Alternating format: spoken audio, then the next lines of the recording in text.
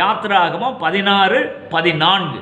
பெய்திருந்த பனி நீங்கின பின் இதோ வனாந்தரத்தின் மீது எங்கும் உருண்டையான ஒரு சிறிய வஸ்து உறைந்த பனிக்கட்டி பொடியத்தனையாய் தரையின் மேல் கிடந்தது. ஏன் அந்த பனி திவலைகளோடு சேர்ந்து மன்னாவானது பொழியப்பட வேண்டும்? மன்னா உள்ள இருக்குது, அது சுற்றிலும் பனி திவலைகள் இருக்குது. இந்த பனி திவலைகளானது ரெஃப்ரிஜரேட்டர் மாதிரி உள்ள உட்கார்ந்து இருக்கிற மன்னாவை பாதுகாக்கிறது, கெட்டு போகாத விதத்திலே. சூரிய வெளிச்சமானது இந்த பனி திவலைகள் மேல படும்போது பனி திவலைகள் எல்லாம் அப்படியே உருகும் பாருங்க. அது உருகி போன பிறகு உள்ள உட்கார்ந்து இருக்கிற மன்னாவை வெளியில் எடுத்து அந்த இஸ்ரவேல் ஜனங்கள் சாப்பிட்டார்கள். எவ்வளவு அற்புதமா! உள்ள உட்கார்ந்து இருக்கிற மன்னா கெட்டு போக கூடாதுன்னு சொல்லிட்டு அதுக்கு வெளியில பனித்திவள மாதிரி ஒரு காரியத்தை செஞ்சு மன்னாவை பூமியின் மேற்பரப்பின் மேல புளிய பண்ணி இருக்கிறாரு அந்த கர்த்தர்.